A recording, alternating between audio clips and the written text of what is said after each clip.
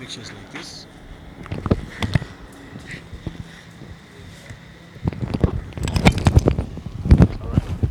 Black bulamu busanze oti. Obulamu busanze bulungi okoba otya babba. Ndio. Abasoga soko babuzeko.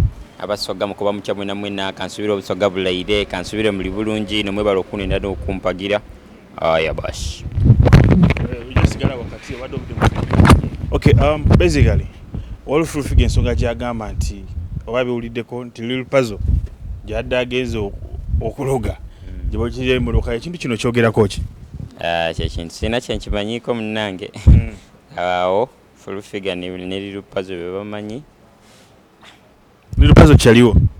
Lil Puzzle ndwawo mulaba naye wetwesanga twebongako talina buzibu. Talina buzibu? Talina buzibu. So full figure byayogedde yasinzidde ku ki?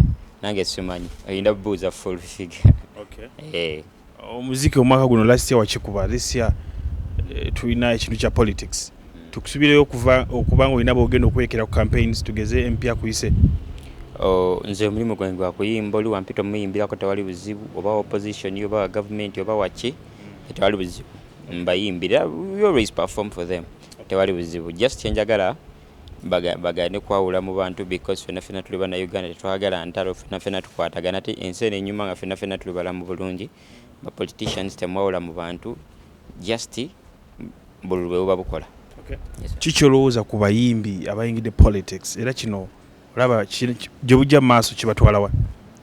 Buli omu aba ne decisions zakola mu bulamu ate nga tonnafa buli kimu kisoboka kitegeera ba footballer bangi becoming ba presidents in different countries so nsobola bagamba just tebavumaganya kifaananyi kyaffe nga abayimbi kandi bajjagamba n'abayimbi bwe bajja ate nabo bye bakola tebinyuma biringa ebyabali abalala so abayimbi bonna bavuddeyo okugenda mu politics manya you are still representing us ffe nga abayimbi so ruling bulungi ekintu tobeera corrupt abantu bawe kye bakusuubira bajja twagala eno naye singa ate oba okoze ebitanyuma n'abayimbi bajja tukyawa bagambe n'abayimbi nabo baatutama niyo bajja eno tebalina bye bakola nabo batufeera bufezi but representing effe eno abayimbi abasigaddeyo bakola ekyo ekintu tuzimbe eggwanga as long as muli mu kuzimba ggwanga lyaffe we got you. Okay, mu kaseera kano nga ebivulu biri hold ne president osaze buzibu ki mu mbeera eno?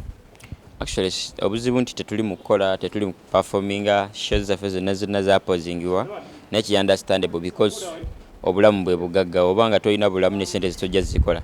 So World Health Organization wevayo ne president bagamba nti tusazeewo abantu basooke babeereko mu nju kiba kikola because naffe twagala tuperformingira abantu abalamu kubanga abalamu bajja kukola sente bazireete mu bivulu naffe tufune so embeera yakaseera buseera sooke tubeereko ewaka tusabe ne Mukama Katonda tuteeke n'ago amateeka mu nkola ge bali mutugamba buli kimu kijja kutereera. Ekisembayo eri omukyali yavuddeyo ng'agamba amuzaalamu omwana omukyalo ono mumanyi? Omukyalo oyo simumanyi. Nga akatambi okalabako?